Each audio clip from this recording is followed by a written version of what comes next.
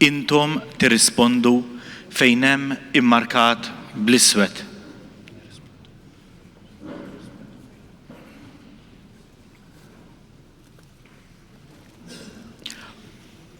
O Alla ejja u eħlisni, mulej fittexenni, glorja lill-Missier u lill-Liben u lill-Ispirtu Santu. kif kien mill-bidu issa u dejjem u jibqa' dejjem ta' dejjem. Amen. Alleluja. Sultan qawwi Kristu Sidna, int farrak tal-mewt issaltna biex issebbaħ lill-Missierek u ġieħ kbir għalina tħejji. Int sirt bħalna bniedem dajjef, imma dħalt bħal ġgant f'taqbida, sa ma b'mewtek ksibt ir-rebħa fuq il-mewt li s-serb rebħinna. B'setaw qawwa ħriġt minn qabrek biex kull meta dnub jeqridna, dlonk mill-ġdid toffrilna l-ħajja bil-misteru tal-għid tiegħek. Żommna l-kol ħajjin fil-grazzja bil-mużbieħ mixowl fidejna biex ħin tiġi ssibna lesti għaru sħelu u nidħlu miegħek. Fil-mistrieħ u d-dawl il-qana għax intaf imħallef twajjeb li bimħabba u fidi sħiħa imna t-Trinità qaddisa. Sejjaħ dejk lil dil qaddejja li m'għandix firbit tal-ġisem biex fis-saltna ta' missierna tiġi tik tifħira għal dejjem. Amen. Amen. Noqogħdu bil-qiegħda.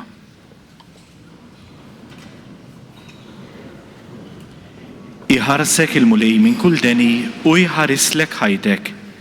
Nerfa' għajnejja lejn l-għoljiet, mnejn se tiġini l-għajnuna. L-għajnuna tiegħi mingħand il-mulej li jagħmel is-sema u l-art.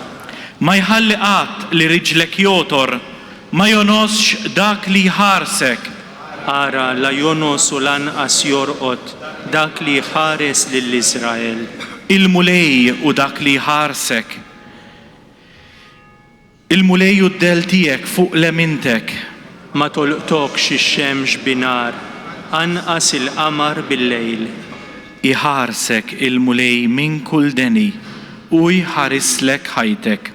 Il-mulej jħarsek fil-ħruġ u d-dħul tiegħek minn issa u għal dejjem. Glorja lill-Missier u lill-Liben u lill-Ispirtu Santu. Kif kien mill-bidu issa u dejjem u jibqa' dejjem ta' dejjem. Amen. Iħarsek il-mulej minn kull deni u jħarislek ħajtek. Jekk tal-ħtijiet intati każ mulej Sidi min jista' jżomm sħiħ. Min iħlart insejjaħlek mulej, isma' Sidi il-leħen tiegħi. ħajkunu idnejk miftuħa, jiena u nitolbok bil-ħniena. Jekk tal-ħtijiet intati każ mulej, Sidi min jista' jżomm sħiħ. Imma għandek hemm il-maħfra biex hekk inqimuk fil-biża' tiegħek. Jien lil mulej nistenna, ruħi f'kelmtu tittama.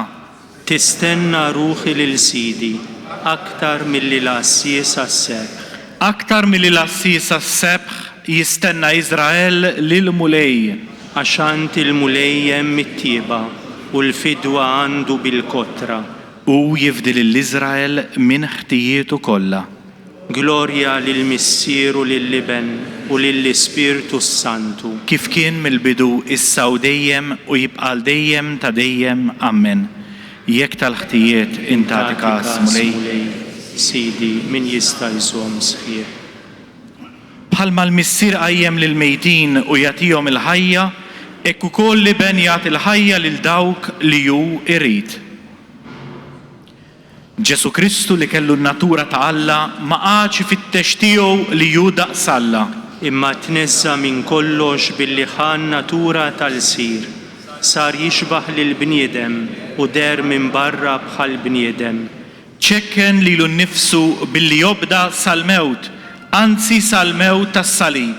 Għalhekk Alla ollieħ sa smewwiet u sejnu bl-isem li hu fuq kull isem.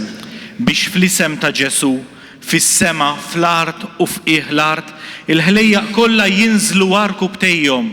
U kull il-sien jistqar Ġesu Kristu u l-mulej għal glorja ta' Alla l-Missier. Glorja lill-Missier u lill-Liben u lill-Ispirtu Santu.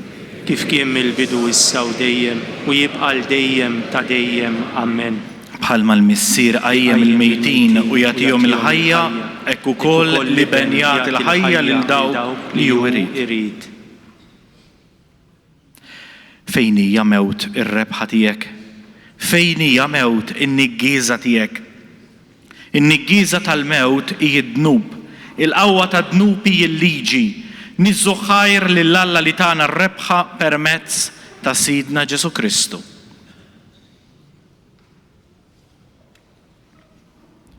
Fit-tieba tiegħek mulej agħtihom il-mistrieħ. Fit-tieba tiegħek mulej agħtihom il-mistrieħ.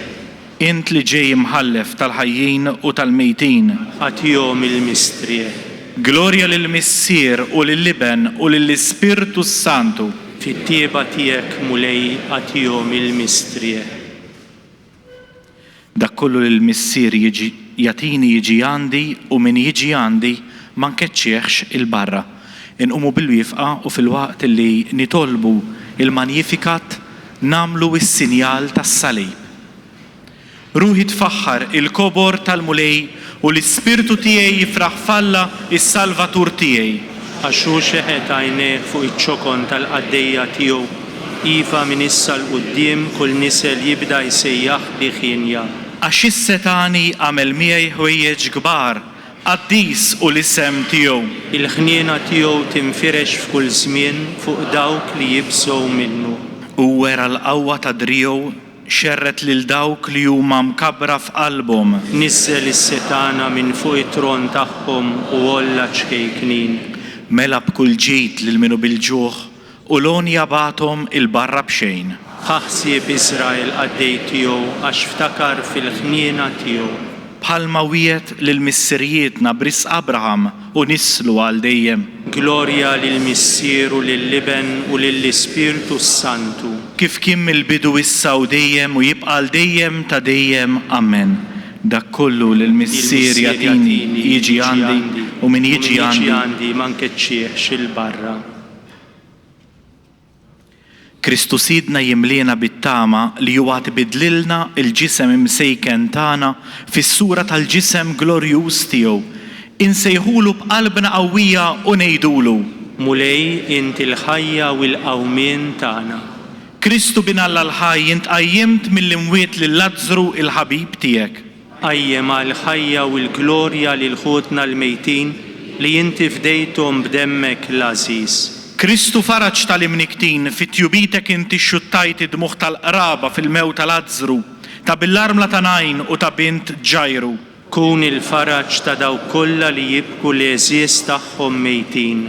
Kristu Salvatur eqret is-saltna ta' dnub fil-ġisem tagħna li jmut.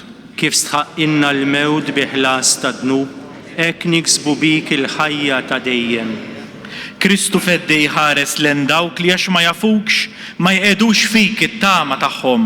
Għatihom li jemmnu fil-qawma mill-imwiet u l-ħajja ta' żmien li ġej.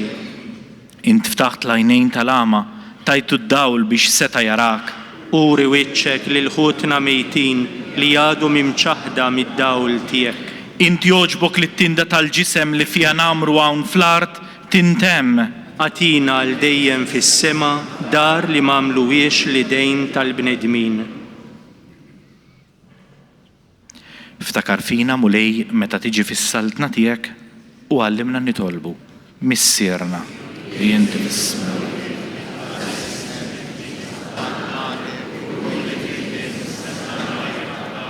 Ħobsna ta' kuljum għatina llum aħfrilna d-nubid bħalma naħfru l-minuħati għalina.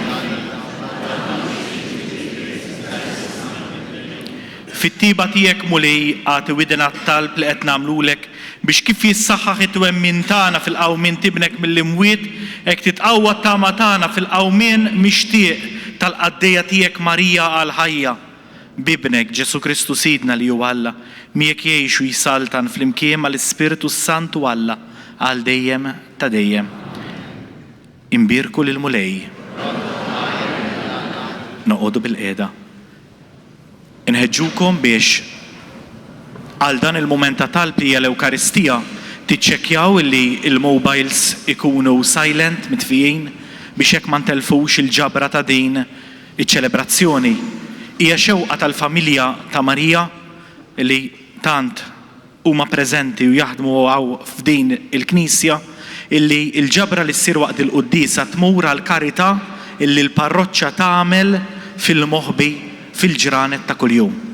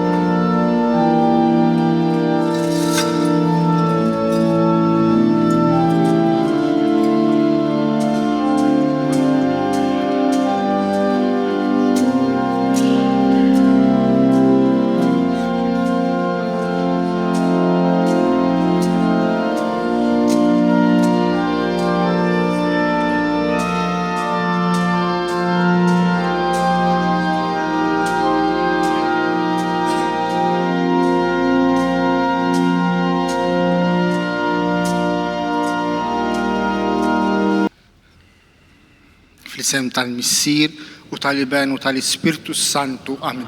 Il-grazzja ta' Sidna Ġesu Kristu li mħabba tal-Missier l-għaqda fl-Ispirtu Santu tkun magħkom il-koll.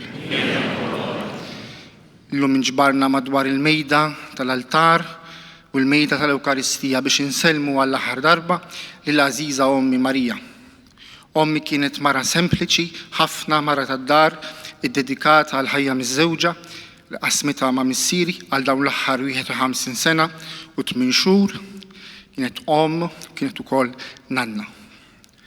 Ejjew nirrekkomandawha lir-ruħa, lill-ħniena talla, u billi kienet imwielda nhar il-festa liturġika ta' San Giuseppe u mamda bl-ismijiet sinifikattivi ta' Marija Josefa, nafdaw li ruħa wkoll lilu li tiegħu kienet devota San Giuseppe it-tama li ma ddumx ma tidħol fid-dar tal-Missier.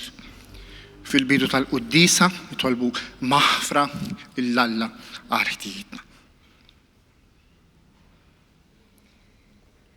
Nisqar l-Alla li jista' kollox u lilkom hu jiena dribt ħafna bil-ħsieb, bil-kliem u bil-emil, billi ħallejt mirjieti ħtijatijiet l-kbar ħtijatijiet. Għalek nitlob bil-imqazza Marija dejjem Verġin, l-anġli u l-qaddisin kollha u lilkom ħud biex titolbu għalija il-mulej Alla-tan. Ħenna għalina Alla li jista' kollox jaħfrinna dnubitna iwassalna għal ħajja ta' dejjem.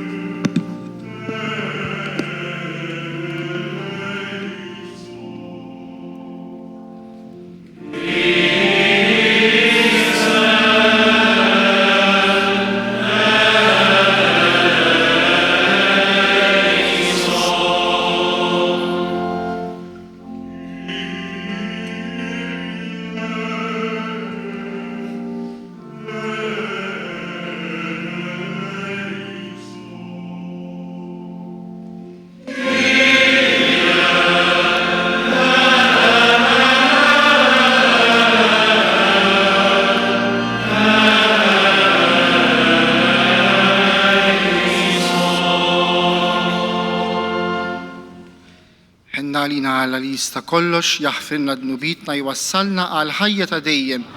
Nitolbu. O Alla, Missier li tista' kollox, aħna nemmnu li jibnek miet u rxoxta fiħnina tiegħek għatina li bis-saħħa tal-misteru tal-Għid il-qaddejja tiegħek Marija li daħlet tisriħ fi Kristu tikseb ilena tal-qawmina għal ħajja. Bibnek Ġesu Kristu Sidna li huwa Alla jekk jgħix jisaltan flimkien mal-Ispirtu Santu għal dejjem ta' dejjem. Amen.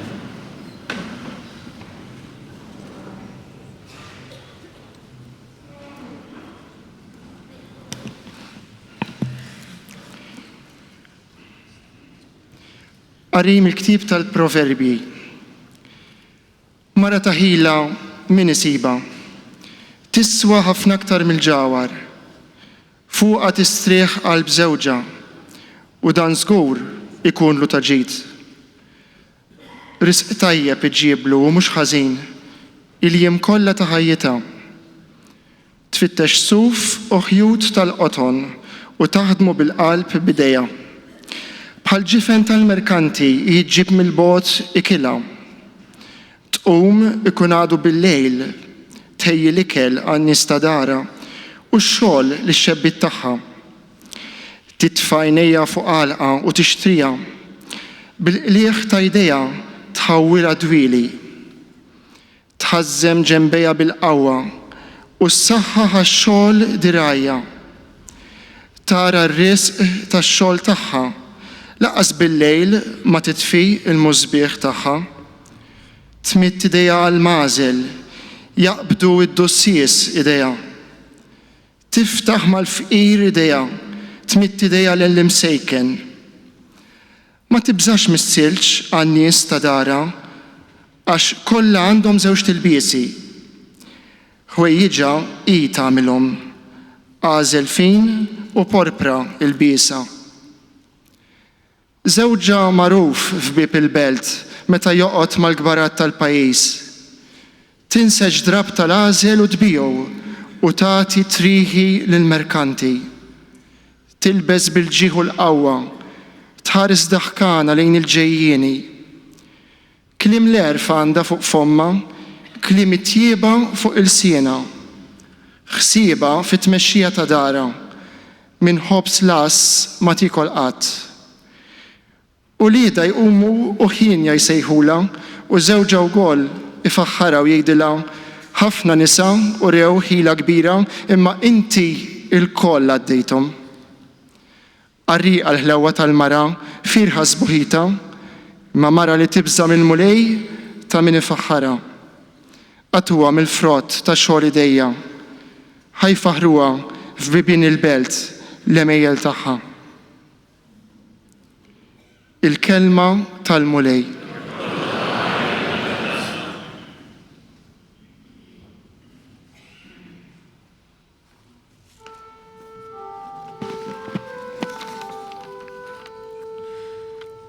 Sejrin ferħana f'dari l-mulej. Kantaw flimkien. Sejrin ferħana f'dari l-mulej. Frat meta għallu li morru f'dari l-mulej. Diġa edin riġlejna fi bwiebek Ġerusalem. Flimkien. Sejrin ferħana f'dari l-mulej. Ġerusalem mibnija bħal belt mawda ħaġa waħda. Lejja tribu jitilgħu jitribu tal-mulej. Flimkien. Sejrin ferħana f'dari l-mulej. Hemm skont il-liġi ta' Iżrael li faru jisem il-mulej. Għax hemm twaqfu tronijiet tal-ħaq, tronijiet ta' dar David. Flimkien. Sejrin ferħana f'dari l-mulej.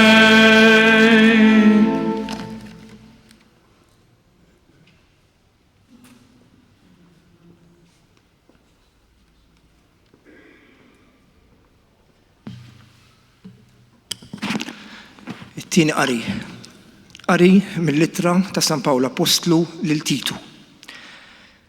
Għażiż, fakkarhom biex joqogħdu għall-maġistrati u għall-awtorità.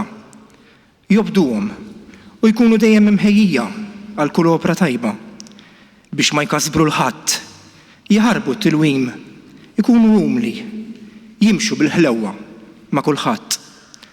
Għax aħna wkoll konna darba bla moħħ, konna nies li ma jridux jobdu, bnedmin li tilfu triq, il-siera tal-passjonijiet u kull xorta ta' pjaċiri, konna ngħixu fil-ħażen u fl-għejra. Konna nies ta' min jobodna u għedewwa ta' xulxin. Iżda meta feġġet it-tjieba tal-Alla Salvatur tagħna u l-imħabba tiegħu għal bnedmin u salvana bil-ħasil ta' tweli ġdid u t-tiġdid tal-Ispiritu Santu. Mhux minħabba l-opri tajba li stajna għamilna aħna, iżda minħabba l-ħnina tiegħu. Dan l-Ispiritu hu xerdu bil-kotra fuqna b'Ġesu Kristu, is-Salvatur tagħna, biex bis-saħħa tal-grazzja tiegħu nitqazzu u nsiru għerrieta tal-ħajja ta' dejjem skont it-tama li għandna. Il-kelma tal-mulej.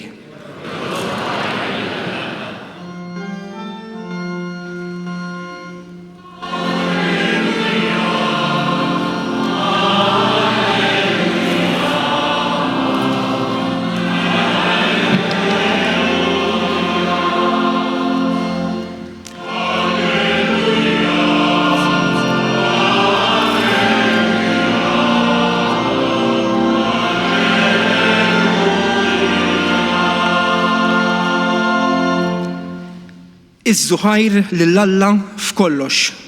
Dan hu li jrid Alla minn għandkom fi Kristu Ġesu.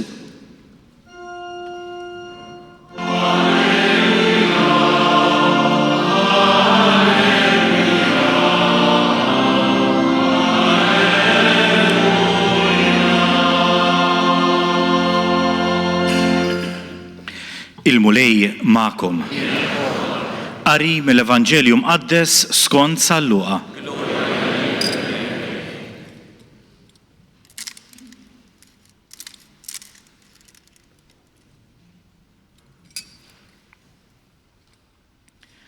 Ġara li huwa sejjer lejn Ġerusalemm, Ġesu għadda minn bejn is-Samarija u l-Galilija.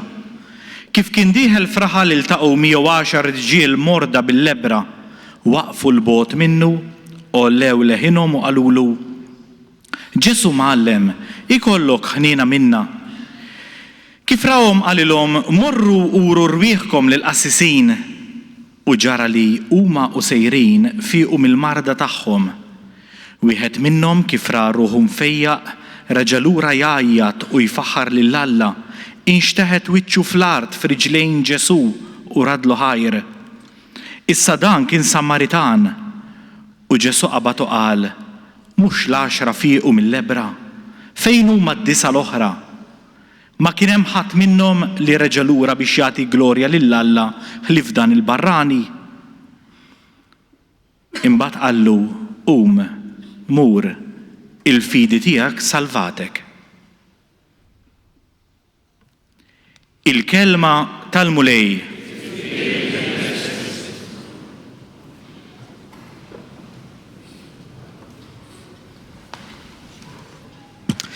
Inġbarna daqshekk numerużi l-lejla f'din il-Bażilika Ġorġjana għax din oħtna Marija kienet persuna speċjali u kienet tfisser ħafna affarijiet għalina mill-aspett tal-fidej u mill-aspett uman. Ma rridux naħbu waqqas illi minkejja li kienet persuna speċjali u dan il-fatt tifarraġġana ħafna u kienet persuna ta' fidi li jemnet ħafna illi Ġesu biss jista' jsalvana mill-miżerja tagħna mid-tbatija mill-firda li ġġib magħha l-mewt, irridu nħabtnu wiċċna wkoll ma' dan il-mument ta' mewt, ta' telfa, ta' niket, ta' vojt. Dawn iħossuh l-eżis tagħha, ġowi, ir-raġel tagħha, u Lida, Natanjel, martu Ġoanna, u n-neputijela, l-uniku neputija tagħha, Father Jeffrey li qiegħed jippresedi din il-liturġija, fil-waqt li qed nitolbu għall-Ażiż Ommu biex il-mulej jfittex jiftħilha l-bibien tal-ġenna, u Francesco Pio. Aħna ninaqdu magħhom f'din it-talba ħerqana li tagħmel il-Knisja u nippruvaw nistaqsu lil-omna l-Knisja biex titfanna ftit faraġġ f'dan il-moment ta' tfixkejl għall-qalb tagħna, r-ruħ tagħna. Fejn marret l-Għażiża tagħna? Fejn qiegħda din l-omm għażiża tagħna?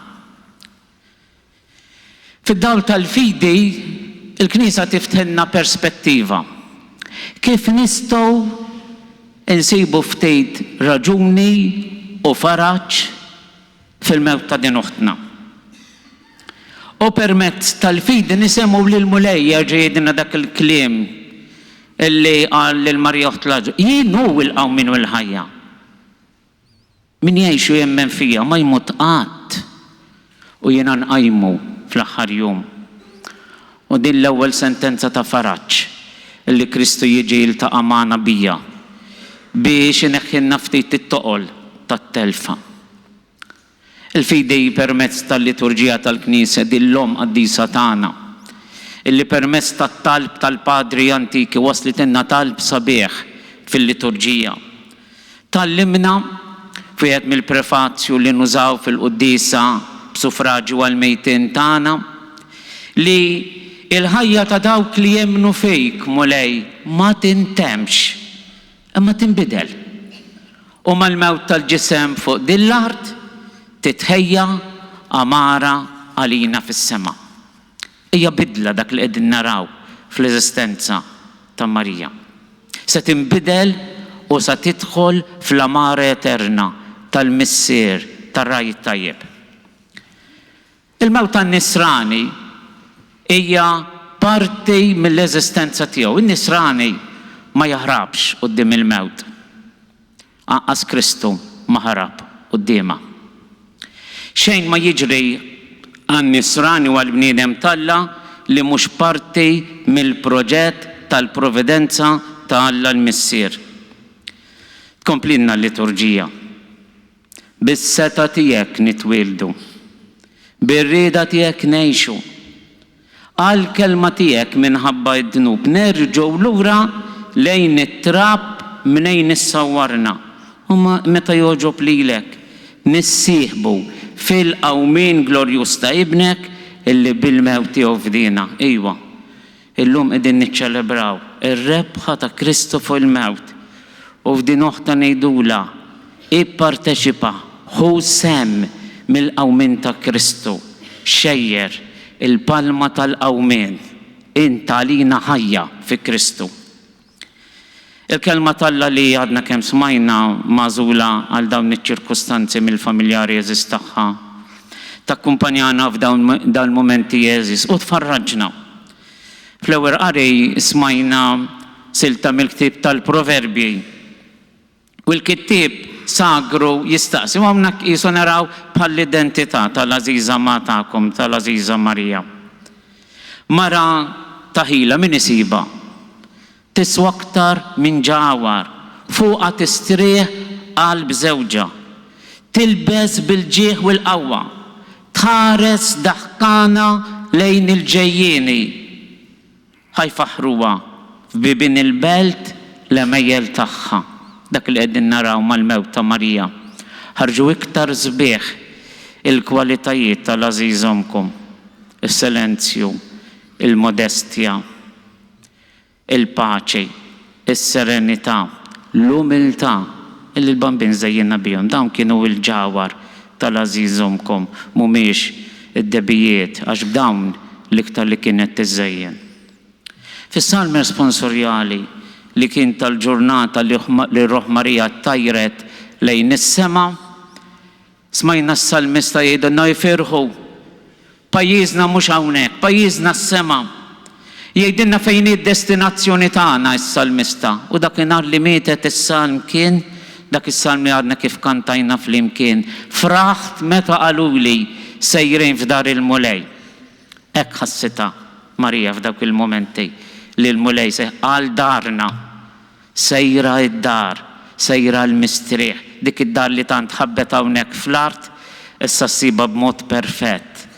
Fil-bankett imħejjija għalija quddiem il-missier, fejn kif jgħidilna l-kittieb tal-Apokalissi, Ġesu sa jservi u jgħaddi u jixxotta kull dema minn għajnejna. Servizz aqwa minn dan fejn se nsibuh. Li mallim tagħna stess li fdina sa jgħaddi u jixxotta kull dema minn għajnejna fit-tix tal-ħaruf fil-bankett etern. Għal dat-tieġ daħlet Marija nhar il-ġimgħa fil-għaxija. Fit-tieni qari San Pawl fl-ittra li Titu ifakkar lilu u lilna li minkejja li konna ngħixu fil-ħażin u lejra feġġet fuqna it-tieba u l-ħniena tas-Salvatur tagħna u l-imħabba tiegħu għall-bnedmin. U jgħidilna hekk San Pawl fl-ittra tiegħu lil Titu. U salvana bil-ħasil ta' twelid ġdejt u t-tiġdid tal-Ispirtu Santu mhux minħabba l-opri li stajna minna, imma minħabba l-ħnina tiegħu naħsbu li aħna san salvaw biss bl-opri tagħna, qaddisa kemm huma qaddisa, imma ma tkunx il-ħnina Alla li jħenna għalina u jifdina ma nagħmlu l-ebda pass il qudiem. Hekk kien fil-ħajja ta' Marija, hekk se jkun fil-ħajja ta' kull wieħed u waħda minna. Il-ħnina tiegħu, il-ħarsa tiegħu mimlija ħnina li lilna tifdina. B'dan kollu quddiem għajnejna. Nitfarġu bil-ħnina tal-mulej tagħna Ġesu, illi ħelisna mid-deformazzjonijiet tagħna. Naraw fil-Vanġelu tal-lum li għadna kemm smajna il-10 imġiddmin bil-lebra imorru quddiem Ġesu Ġesu ta' Nazaret ħenna lina. Morru ruħkom lil saċerdoti fis-sens li qed jgħidilhom dak li kien jgħid id-Deuteronomju li għandhom juru lilhom infushom lis-saċerdoti biex jiksbu iċ-ċertifikat tal-fejqan. Fejjaqhom. Ġesu juri ħnina billi jfejja. Imma jistenna minna il-gratitudni. Ħajjitna kollha hija proċess ta' fejqan. Hija proċess ta' fejqan mill-ansjetà tagħna. Hija proċess ta' fejqan mill-ġudizzji, mill-gburija, mill-lejra, minn dak kollu li jifnina bħala nies spiritwali. Imma Ġesu bil-ħarsa tiegħu ifejja u jistenna tifħejr gratitudni. Kienet hekk il-ħajja ta' Marija. Għax rat il-ħajja tagħha hija don ta' ħnina, kellha innu taraddi l-ħaj bħal-Verġini Marija. Tħoss li ħares lejn iċ-ċokun tagħha u tfaħħar lill-Alla għall-kobor kollu illi wera magħha. Il-qaddisin il-kbar ma ħarsux lejn il-mewt bħala tmiem imma bħala bidu ta' għaqda. Jirrakkuntaw fil-ħajja ta' Sant Ambroġ li meta miet ħuħ Satiru rid ipittillu xi ħaġa fil-kappella sabiħa fejn indifen. U l-pittur pinġilu il-mewt bħala skeletru bil-minġel kbejr fidejja, il-minġel ħassadi tagħha. U pittillu wkoll din il-mewt bil-kastidra bl-alloġġ tar-ramel, jiġifieri żmien huwa mitmu. Mhux bitux din in-narrattiva tal-mewt bħala bniedem ta' fidi Sant Ambroġ. Allu ħassara minn hemm u pittilli l-mewt bħala mara sabiħa imlibsa l-isbaħ u lifjen il-bies bil-muftih tad-debb fidejja. Għax il-mewt lili bniedem tal-fidi sa tiftaħ li l-isbaħ bieb, sa tiftaħ li l-isbaħ żmien, sa tiftaħ li l-aqwa eżistenza. Għax lill-Alla li sissa rajtu f'mera, issa sa naraħ wiċċ imwiċċ. Dan li rat Marija nhar il-ġimgħa flaxija. Rat lill-Alla wiċċ imwiċċ. Ma beżgħetx mill-mewt. Ma ġietx il-mewt biex taħsada imma billi tibdilha ħajjitha u tagħmilha bint l-iktar għażiża tal-missier li ħalaqa. Jallimna il-kittib spirituali Carlo Carretto, aħna kienna xorti niltaqgħu miegħu saċerdoti żgħażagħ fit-tmiem nofs it-tmiem 80. Kien joqgħod spellu, għaddejna ħdejh, dan kellu ħajja ftejt kolorita. Fis-sens li fiż-żożija tiegħu kien membru tal-Partit Komunista Taljan, bniedem li kien jgħix l-atejiżmu, in-negazzjoni tal-Alla. Imbagħad darba waħda f'ispirazzjoni ta' daw mill-kelma tal-Alla imur fid-deżert tal-Afrika ta' fuq u hemmhekk jirrifletti dwar l-eżistenza tal-Alla. U jerġa' lura u jgħix f'eremitaġġ fl-aħħar snin ta' ħajtu fi Spello, Ripassisi. U hemmhekk fost l-oħrajn darba kiteb għaliex inħobba l-mewt. U fost l-oħrajn jgħidilna jien inħobba l-mewt għax tenni nibda mill-ġdid f'dinja ġdida. Tenni nibda ħwejjeġ ġodda. Għax terġa' trodli l-ħajja mingħajr ansjetà, mingħajr dbatija ta' kull xorta. Għax tagħtini garanzija li dal-ġisem għalkemm se jintemm jerġa' jqum il-mewt, se jerġa' jieħu forma. Għax tlaqqani malla u nħoss l-istess ferħ bħal meta tfajjel xkejken wara l-iskola kont immur niġri d-dar ħalli nħoss it-tannieqa ta' missieri. Għax nara l-Alla wiċċ imwiċċ wara li f'dil-art inkun rajtu bħal f'mera.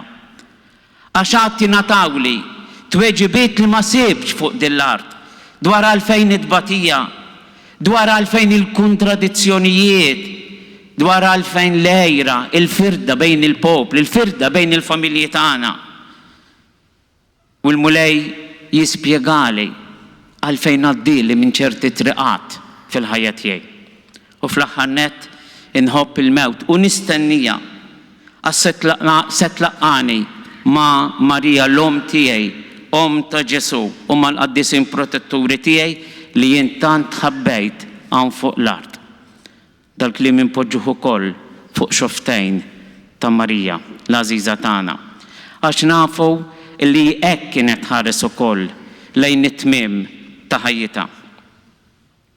Ħajjet Marija u l-familja tagħha kienet kollha kemm sejħa ta' dixxepolat. Il-Kunċilju għall-Verġni Marija jgħid hija d-dixxieplu perfett tal-mulej. U naħseb li Marija ispirat ruħha minn dan id-dixxepolat tal-Verġini Marija. Jgħidu li l-missjoni ewlenija ta' hija l-istennija u l-fardal. Jien narhom joqogħdu preċejs għal din oħtna Marija. Hija l-om li tistenna lill-ulieda jikbru ġewwa ġufa, tistennihom jagħmlu l-ewwel passi fil-ħajja tagħhom, tistennihom fl-ewwel jum tal-iskola, tistennihom fl-eżamijiet tagħhom, tistennihom jikbru, tistennihom jieħdu il-vokazzjoni tagħhom, tistennihom madwar il-mejda. Jekk kien hemm xi ħaġa li Marija kienet tħobb tagħmel, kienet il-mument tal-mejda. Kienet dedikata għall-familja tagħha.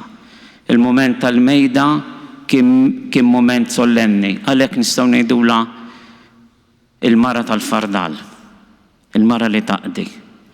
Għalija kien ferħ, kien sodisfazzjon, kien twettiq tal-missjoni tagħha illi il-familja għalija kienet hemm biex tistennija, biex tfarraġ, biex taħfer, biex tgħannaq fil-mument ta' tbatija u fil-mumenti ta' dubju.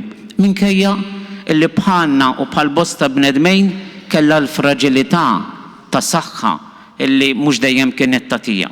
Imma b'kuraġġ u fidi kbira fil-mulej wettqet din l-imħabba ta' mara ta' stennija u mara tal-fardal. Min fejn ġibitha dik il-qawwa? Ġibitha għax trawmet fil-familja ta' omma u missiera, omma Carmena, missiera Giuseppi li jinkelli x-xorti insir nafhom lejn it-tmiem ta' ħajjithom. Il għaliex f'din l-istennija u bil-fardal imlibsa fuqha, meta ġie l-mument li dawn l-anzjani xi ħadd iħobbhom u jieħdu ħsiebhom, Marija tippreżenta ruħha u ddaħħalhom fid-dar xkejkna tagħha.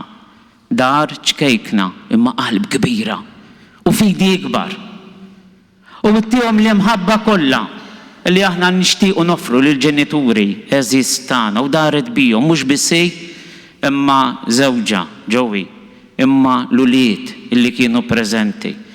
Niftakar żmien li aħna s-saċerdoti tar-Rajiet Tajjeb konna nqarbnuhom u waslulhom is-sagramenti.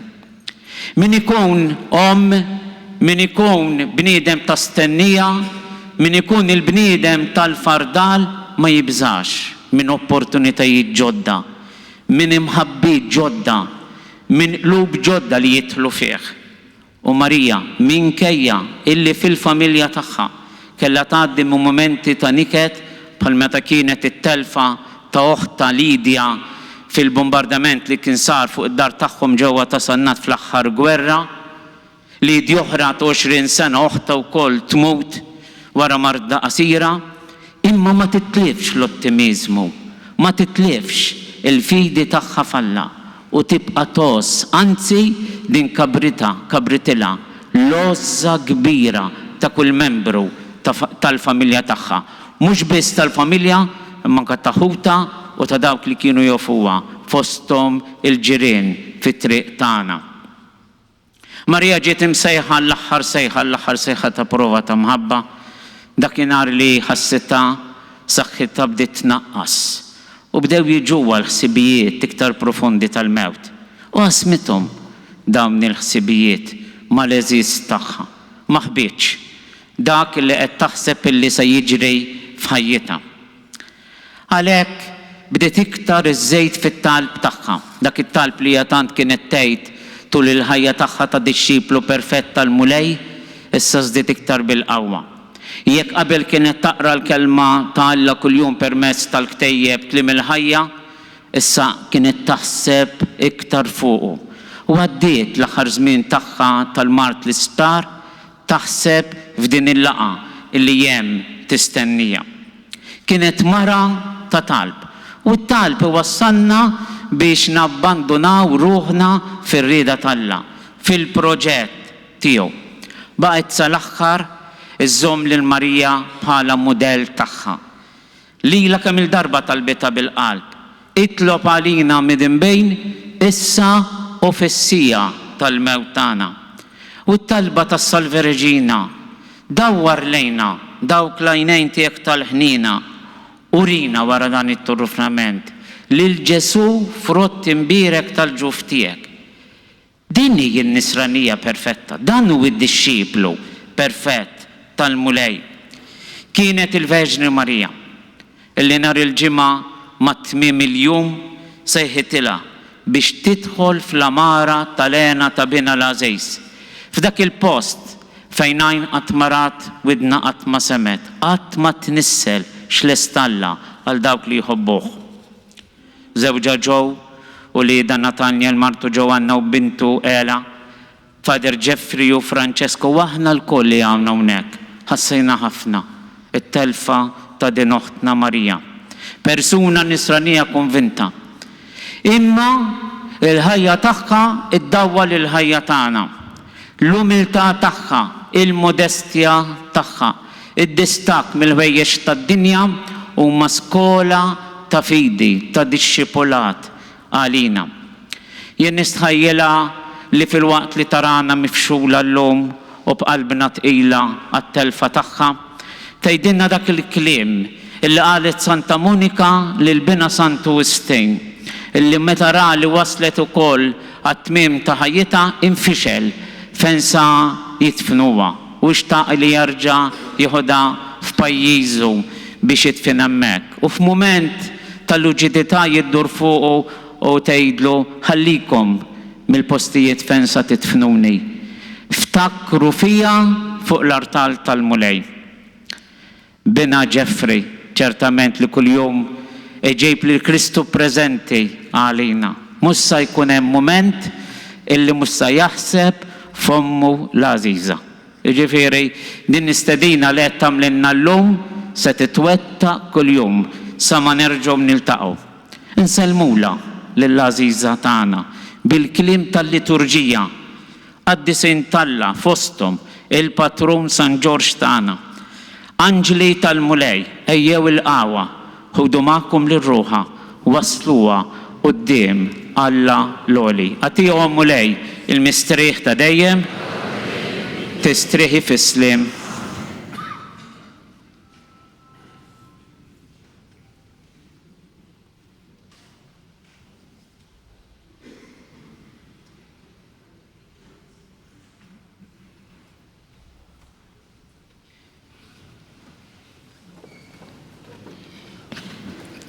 U Alla, missier ta' tiba bla tarf, int ma tħallil il-ħadd minn ulidek waħdu, u b'Ġesu Kristu Salvatur tagħna tibqa' xerret f'kull ħin l-Ispirtu tiegħek fuqna, għati widen għal dawn it-talbit tagħna li jinresqulek bil-fiduċja ta' ulied.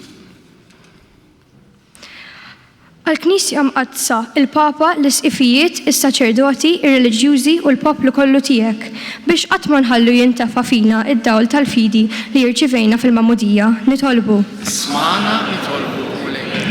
Għal-parroċċa tagħna, speċjalment ħutna li qed ibagħtu jew iħossuhom qalbhom maqtuha biex isibu dejjem is-sosten tal-komunità u l-faraġġ tal-imħabba fis-servizz lil xulxin. Nitolbu. Smana nitolbu.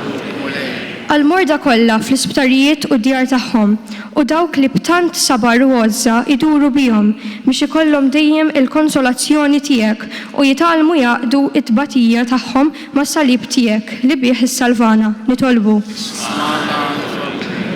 Għal ħafna persuni fil-komunitajiet tagħna li bħal Samaritjani tajba jagħmlu tant ġid fil-moħbi, speċjalment b'risq min hu batut u fqir. Uri fihom il-wiċċ tal-ħnina tiegħek lil min hu fil-bżonn. Nitolbu. Għalina l-koll, pellegrini tat-tama f'din id-dinja biex aħna niċċelebraw il-ħajja ta' Nanna Marija u nakkumpanjawha fil-mixja lejn il-ħajja ta' dejjem, infarġu lil xulxin bl-unika ċertezza li fi Kristu xoxt kull ħajja ma tintemx imma tinbidel. Nitolbu. Ar-ruħ għażiża ta' Nanna Marija u l-erwieħ tal-mejtin tal-familji tagħna, speċjalment ta' Omma Carmena u Missiera Giuseppi, ta' ħuta Lidja u Lidja, tal-Bużnanniet Baskal u Lola, it-Siju George u tan-Nannu Viktor. Għatihom li flimkien mal-Verġni Marija, San Ġorġ u l-qaddisin kollha jarawk bil-ferħ wiċċ imwiċċ u kun int li tixxotta kull dema minn għajnejhom. Nitolbu. Ismana nitolbu mulej. Oraj tajjeb u ħanin, inti terfa fuq spallejk bimħabba ta' missier il-kull naġa tal-merħla tiegħek iqaf ma' din il-familja tiegħek li qed titolbu hawn illum, farraġa fin-niket u saħaħa fit-tama sħiħa li inti tgħix wis-saltan għal dejjem ta' dejjem.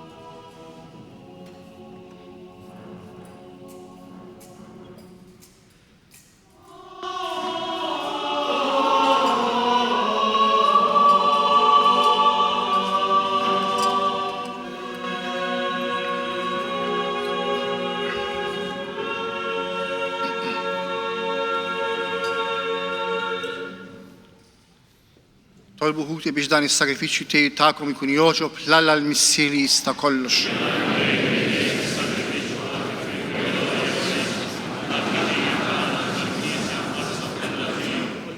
ċokon tagħna mulejn offrulek il-vittma ta' salvazzjoni għal qaddejja tiegħek Marija li kellha fidi sħiħa f'ibnek is-Salvatur twajjeb tad-dinja għamel li jsiba l-imħallef ħanin tagħha li jgħix wi saltan għal dejjem ta' dejjem. Il-mulej ma'kom nerfgħu qlubna l-fuq.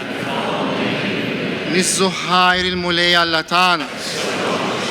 Sewwa u xieraq tas-sew mulej missier qaddis Alla ta' dejjem li tista' kollox, tajjeb u taġita salvazzjoni tagħna li dejjem u kullimkien inroddulek ħajr. Bis-seta tiegħek nitwildu, bir-rieda tiegħek ngħixu, għal kelmtek minħabba dnub nerġgħu lura fit-trab imnejn issawwarna u meta joġob lilek nissieħbu fil-qawmin glorjuż ta' ibnek li bil-mewt tiegħu fdina. Għalhekk, flimkien mal-anġli u l-qaddisin kollha intennulek l-idnu tat-tifħir u ngħidu bla għeda.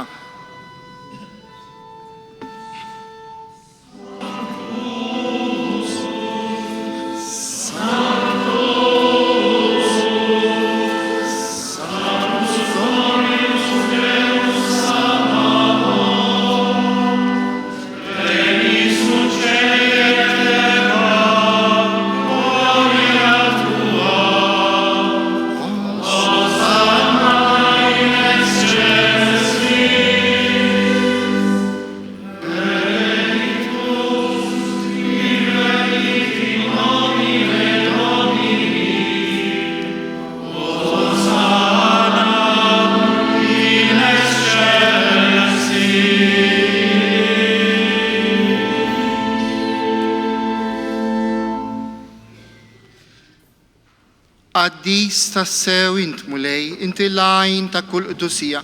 Qaddess għalek nitolbuk dawn l-offerti bil-barka tal-Ispirtu tiegħek biex jisiru għalina il-ġisem u d-dem ta' Sidna Ġesu Kristu. Li meta kien se jingħata biex minn rajħi bati ħal ħobs rad il-ħajr qasam tal-disċipli tiegħu qal ħudu u kulu il-kol minn dan għax dan huwa ġismi li jingħata għalikom.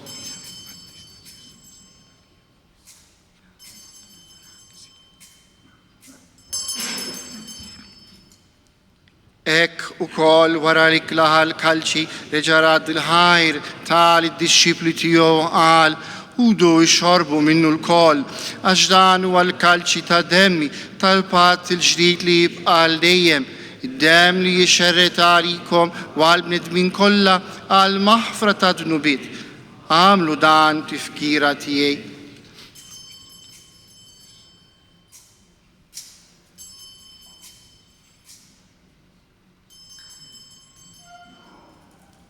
Danu il-misteru tal-fidi.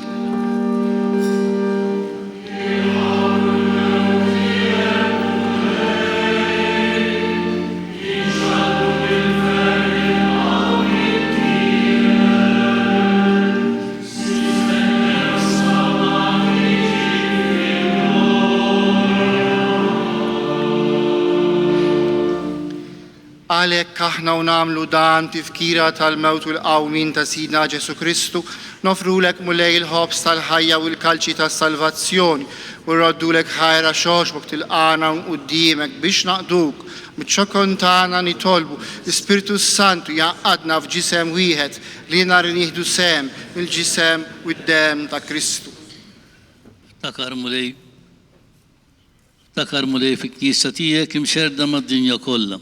U ttaqaf l-imħabba flimkien mal-Papa Franġisku, mal-Isqof ta' Anton u mal-Ministri tiegħek kollha. Ftakar mulej fil-qaddija tiegħek Marija li jogħġbok issejħilha għal għandek minn id-dinja. Għamilek kif bil-Magħmudija mietet f'ibnek u bħal ibnek, hekk ukoll f'ibnek u bħal ibnek tixox ta' għal-ħajja.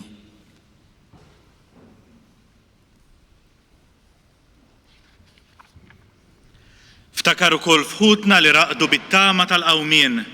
Ftakar fil-mejtin kollha. Daħħalhom quddiemek fid-dawl tas-sebħ tiegħek. Ħenna lina l-koll nitolbuk u għati lilna wkoll il-wirt tal-ħajja ta' dejjem. Flimkien mal-Verġni imqazza u Malla Marija, mar-raġel tagħha San Ġusepp mal-Apostli, San Ġorġ Martru u l-qaddisin kollha li jgħixu fil-ħbiberija tiegħek sa mill-bidu tad-dinja. Għamel li magħhom infaħruk u nsebħuk b'Ġesu Kristu ibnek.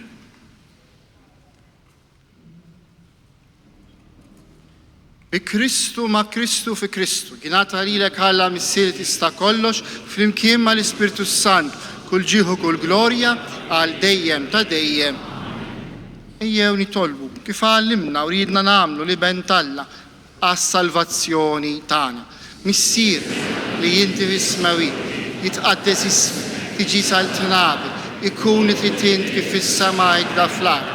Ħobsna ta' kuljum għatina llum, aħfrinna tnubit bħalma naħfr minnu ħati għalin u la daħannix fit-tiġrib iżda eħlisna mid-deni. Eħlisna nitolbuk mulej minn kull deni.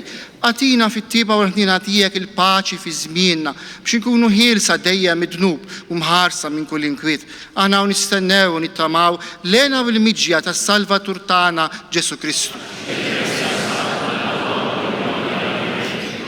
Mulej Ġesu Kristu li jett lill-apostli tiegħek inħallilkom is-slim, natikom is-slim tiegħi, la tħarisx lejn dnubitna, iżda ħares lejn il-fidi tal-Knisja tiegħek, għatija s-slim u l-għaqda li ntrid fija, inti tgħix fis-saltan għal dejjem ta' dejjem. Il-paċi tal-mulej tkun dejjem magħkom. Għatu l-paċi li xulxin.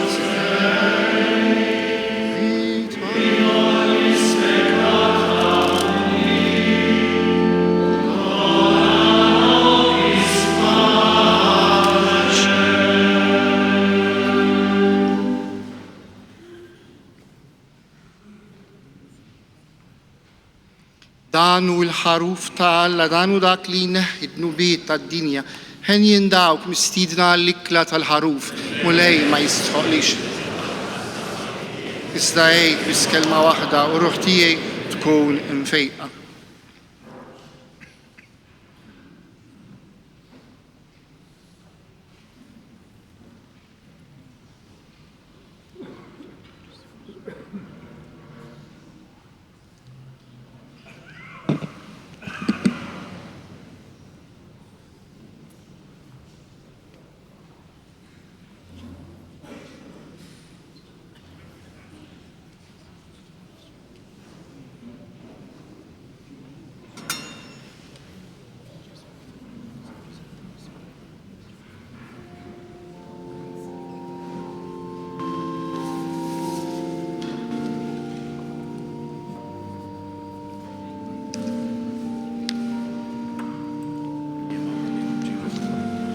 Ġissem fid-dem ta' Kristu, iħarsuli għal-ħajja ta' dejjem.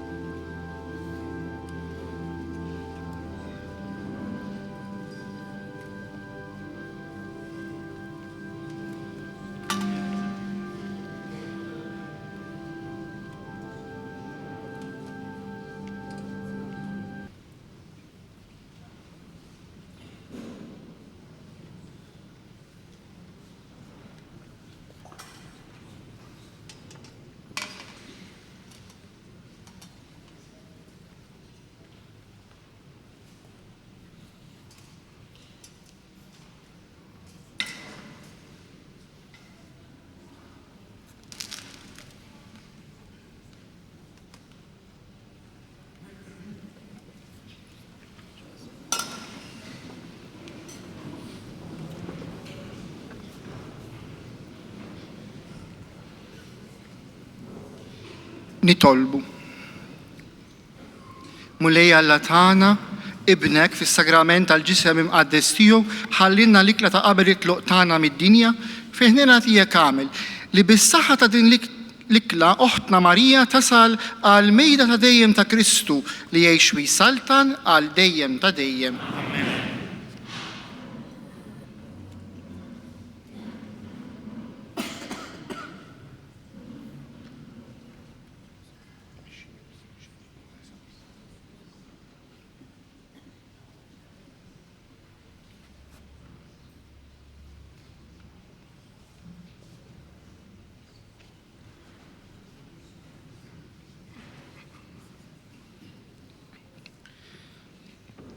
U tieżies tan sara li aħna namlu dmirna lejn din oħtna li ħallitna.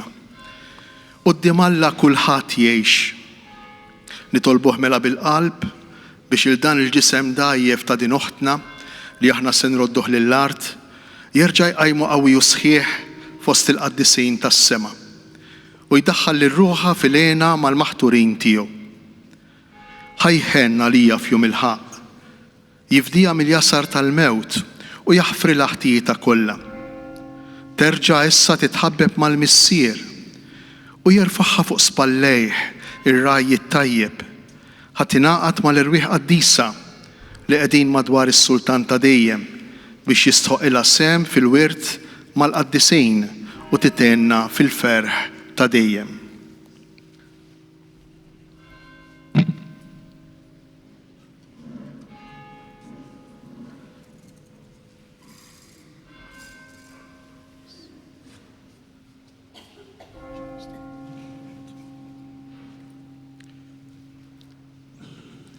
Qaddisejn ta' Alla għejnuha, anċli tal-mulejja jew il-qowa, ħudu magħkom lil-ruħa. Ħajlqek Kristu li sejjaħlek għal warajk, ħajqeduk l-anġli fi ħdan Abraham, ħudu magħkom lil-ruħa. Għatija mulej il-mistrieħ ta' dejjem u d-dawl ta' dejjem jiddi lila wasluha quddiem Alla.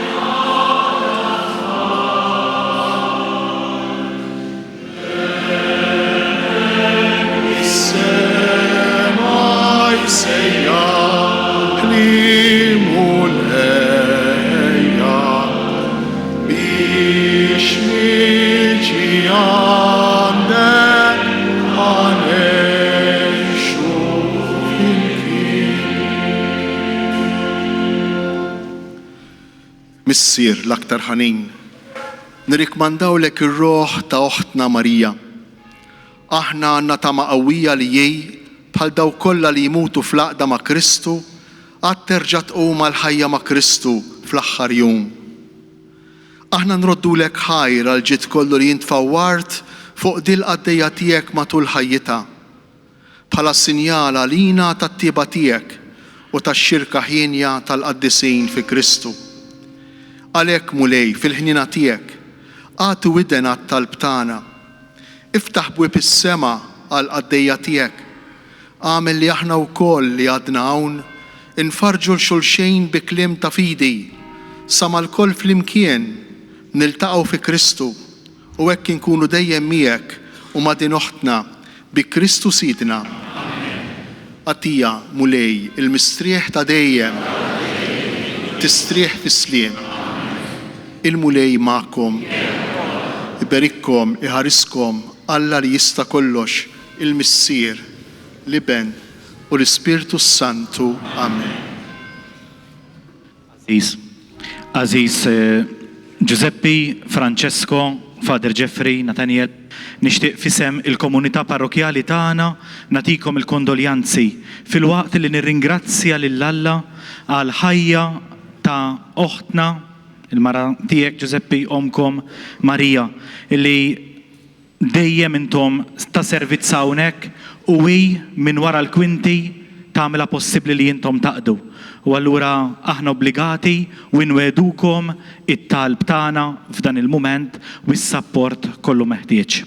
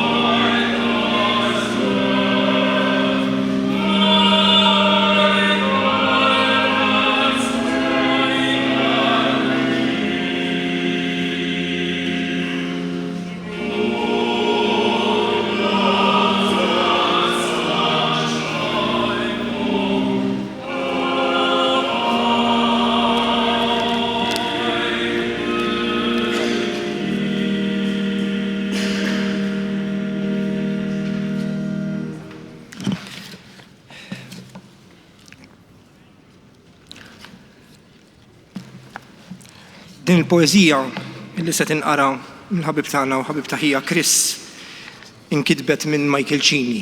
Michael Cini huwa charge nurse fis-CCU illi l-ommi ma kienx jafa, imma ħabib ħafna ta' ħija Jeffrey. U ma naqsix ġurnata illi kull filgħaxija kien jiġi jitawlilha lil Marija Tard fi jum mewta. Ma konniex ħbieb, nisqar għajla kont nafek. Id-drabi fejn tkellimna kienu ftit. Le, mhux fit-triq, inkella waqt xi festa, iżda l-isptar ħdejn sodda tal-marit. Dawn il-waqtiet qaluli wisq dwar ħajtek, kont biżla dejjem sejra bħal mekkuk. Bib qalbek miftuħ beraħ sabiex twieżen, attenta għal dawk illi jeħtiġuk. ta' żewġek il-maħbuba flem u flena, ta' wliedek kont għaddejja lejl u nar. Eżempju ċar sabiħ li jfakkarna kif għandha tkun tassew mara tad-dar. Il-ħlewwa li bija kont monija intaġnet fil-karattru tal-uliet bemilhom kull fejn jirfsu dlonk idakru u jsebħu ta' madwarhom il-ħajjiet. U naħseb ma nkunx qiegħed jien nisbalja jekk ngħid li qalbek daqet ferħ bla truf meta lil Ġeffri rajt fuq l-art tal-tiela biex joffri is-sagrifiċċju tal-ħaruf. Żgur f'ħajtek kellek kemm il-mor u l-ħelu li ġabu fuq ħaddejk il-ferħ u d-dmuħ, imminti b'fidi soda u b'qalb qawwija bqajt mixja l-qudiem b'kuraġġ żagħżugħ. Il-wiċċ kattiv tal-mart lejk tefaħarstu bħal kieku ried sal-aħħar jippruvak. L-uġġieħ u l-ħsieb tal-firda għafsu fuqek immint ma ħallejt xejn biex jingannak. Bħal fjura rajt it-tluħ ta' xemx ħanina, ħassejt ma' ġismek kesħa waqt l-inżul, ta' jemek rajt it-tmiem bil-ħeffa riesaq u fimt li żmienek magħna mhux sejtul. U kellu jkun Novembru biex jiftaħlek tal-ġenna, il-bieb kien hemm tidħol tistken, ħallejt vojt kbir u ħafna qlub maqsuma ta' djulek minnu fih osfor il-ken. Daqshekk is-sadbatija u ġieħu biża' imiss il-ħlas wara l-pis tas-salib. U jien b'qalbi mnikta ngħidlek grazzi għax lil familti tajt tassew ħabib.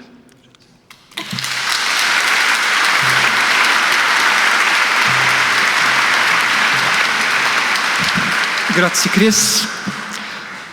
U xtaqt nagħmel xi ringrazzjamenti fis-sem missieri Joe u ħuti Father Ġeffri u Francesco Pio.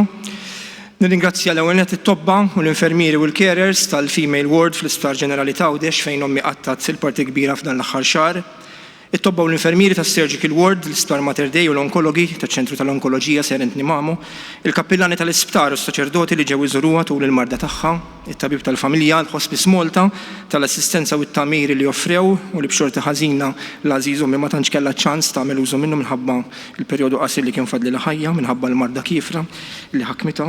Il-Isqof ta' Għawdex Anton Tewma li kien viċin ħafna tagħna tul il-perkors kollu tal-marda li ħakmet il-mama, kif ukoll l-Arċisqof Charles J. Cicluna, l-Arċisqof Alfred Xwiereb li kienu magħna bit-talb tagħhom, grazzi wkoll il-Kardinal Mario Grech tal-viċinanza tiegħu lejn l-għażiża omna u l-familja tagħna. L-Arċipried Don Joseph Kurmi li kien qrib tagħna ħafna kif ukoll il-kapitlu u l-kleru ta' din il-Bażilika, l-Bażilika ta' San George. Iż-żewġ komunitajiet eżies għalina, il-komunità parrokjali ta' San George, il-komunità tar-Rajiet Tajjeb taċ-Ċawla minn fejn sibna ħafna support u faraġġ. Magħhom il-komunitajiet parrokjali tal-Qalb ta' Ġesu, tal-Fontana u ta' Santa Marija Mtella s-Sema, iż-Żebbuġ u l-kappillani rispettivi għas-support. Il-kap tal-iskola tas-seminarju minuri u l-membri tal-istaff kif ukoll l-impjegati tal-Kurja ta' Għawdex u tal-Uffiċċju Komunikazzjoni tal-Partit Nazzjonalista li joġobhom jinaqdu magħna f'din l-aħħar tislima lill-Omna Marija. Grazzi wkoll is-saċerdoti kollha li kkonċelebraw f'din il-quddiesa u anke dawk li għal xi raġuni jew oħra ma setgħux jattendu, kif ukoll dawk li akkumpanjaw tul il-marda bit-talb tagħhom. Il-Monsinjur Edi Zammit illi laqa bil-qalb ix-xewqa tagħna li jagħmel l-omelija tal-okkażjoni u l-ħbieb tagħna tal-kor Skola Kantorum Jubilate taħt id-direzzjoni ta' Marus Kattart li għanima b'mod sabiħ u dinjetuż din il-liturġija u anke t-tenur Michelangelo Muscat. Lilkom kollha li joġobkom tingħaqdu magħna llum biex nagħtu din l-aħħar tislima lill-għażiża ommi, inkluż lilek kap tal-Oppożizzjoni u s-Sinjura, Viċi Kap u s-Sinjura, is-Segretarju Ġenerali, membri tal-Amministrativ tal-Partit u uffiċjali oħra, kif ukoll deputati tal-preżent u deputati anke tal-passat li jinsabu magħna wkoll. Imma wkoll dawk kollha li ma setgħux ikunu preżenti imma jnaqdu magħna fit-talb u l-ħsibijiet tagħhom dawk li kuntattjawna bit-telefon messaġġi li ma waqfux ġejjin fl-aħħar jiem, ħbieb u familjari li kienu tant qrib tal-mama u l-familja tagħna kemm tul il-marda u anke issa. Fuq kollox, grazzi l-membri kollha tal-familja tagħna sew ħut il-mama u l-familji tagħhom, ħut missieri u l-familji tagħhom inkluż dawk li qed iseguna mill-Awstralja u mill-Kanada, il-familja tiegħi u bosta ħbieb li s-sosten kontinwu tagħhom f'dawn dawn l-aħħar ġimgħat ferm diffiċli għalina kien strumentali biex stajna nibqgħu sħaħ f'daw il-mumenti anke bl-għajnuna tal-fidi. Lilkom kollha din il-Knisja sabiħa tagħna mlija bin-nies li ġejtu għaw titolbu magħna għar-ruħ tal-Aziza Ommi, grazzi u grazzi mill-qalb. Lil dawk li kienu tajnuna biex stajna nħejju dal-funeral, speċjalment is-Sur Ċaliżammit u l-kuġini Mario u Ino għat-tard u jekk biżbal ħallejna xi ħadd barra fir-ringrazzjamenti tagħna ngħidulkom skużawna u grazzi ta' kull ma għamiltu magħna. L-akbar rat ta' ħajr nagħtuh il-mulej sejt il-ħajja li jogħġbu jislifna l-mamal dawn is-77 sena fuq din l-art. Grazzi li fil-qalb kbira tagħha mulej daw waqtna xi tkun li mħabba vera dejjem lesta biex tingħata għall-oħrajn. Permettuli nagħlaq billi ndur fuq l-Aziza Ommi hawnhekk min jaf kemm il-darba ma poġġejt bil-qiegħda f'din il-Knisja ma' missieri hemm wara f'dik il-filliera li kontu dejjem tpoġġu fija kważi wara nett għax hekk kien natural tiegħek umli, moħbija. Ma għadekx magħna fiżikament. Meta nhar il-ġimgħa kont ma' ġembek lest biex norqod ħdejk l-isptar u f'daqqa waħda rajtek tieħu l-aħħar nifsijiet sakemm ħallejtni u ħallejtna ma stajtx nemmen. U issa ma nistax inniżilha ma' li kull darba niġi d-dar u nidħol mill-bieb ma nistax insejjaħlek aktar, ma nistax ngħid iktar il-kelma ma' id-dar vojta wisq ma' mingħajrek. Ma' ħares lejn dik knisja mballata bin-nies illi llum nġabru għaw magħna biex niċċelebraw ħajtek. X'ironija hux ma' ara kemm ġew nies isellmulek illum. Int kont mara ta' ftit kliem, kważi tibża min-nies. Tippreferi tibqa' d-dar u aħna jien ħuti il-papa kważi niġġieldu miegħek biex toħroġ. Ara kif kont tiġġennen tara dawn in-nies kollha, kont taqbad il-papa u tgħidlu tlaqna l-barra. Tinsinix ma' ħarisna minn hemm fuq. Min jaf kemm int kuntenta mdawra b'tant nies li ħallew din l-art qablek. Missierek ommok. Iż-żewġ ħutek bniet li telqu qablek, it-sijiet li ħallew dan il-wiet ta' dmuħ imma fuq kollox ma' ġenb ommok Marija, il-Madonna ta' Pinu li tant kont tħobb u Patri Piju tal-Pjagi li kont wisq devota tiegħu. U San George Martri, il-patrun tagħna li tant inħobbu l-koll. Ħares fuqna ma' ħabbejtna tul ħajtek u aħna ħabbejnik lura għax int kont għażiża wisq għalina. Ma nistgħux nimmaġinaw ħajjitna mingħajrek il-vojt li ħallejtilna wisq kbir. Mis-sema ħuħsib Jeffrey, Francesco, ħuħsib tiegħi u ta' Marti Ġowanna u tifla tagħna Ela. Tant konna nħobbuk, iżda b'mod partikolari ma' żomm idejk fuq il-pa li tant ħabbek. Kontu għadkom kif iċċelebrajtu 50 sena ta' żwieġ, kontu ta' eżempju għalina u liedkom ta' xi jfissru l-vera mħabba u rispett lejn xulxin. Ħuħsib il-pa biex ikun jista' jibqa' għaddej issa li ħallejtna, ara li l-mulej iżomm idejh fuq biex jibqa' sod u b'saħħtu issa li int m'għadekx magħna. Ma nistgħu u ma rridu ninsewk qatt ma' itlob għalina. Grazzi ma' batejt fl-aħħar xahar iżdissa ħilsa minn kullu ġieħ. Strieħ fis-sniem. Inħobbok ma'.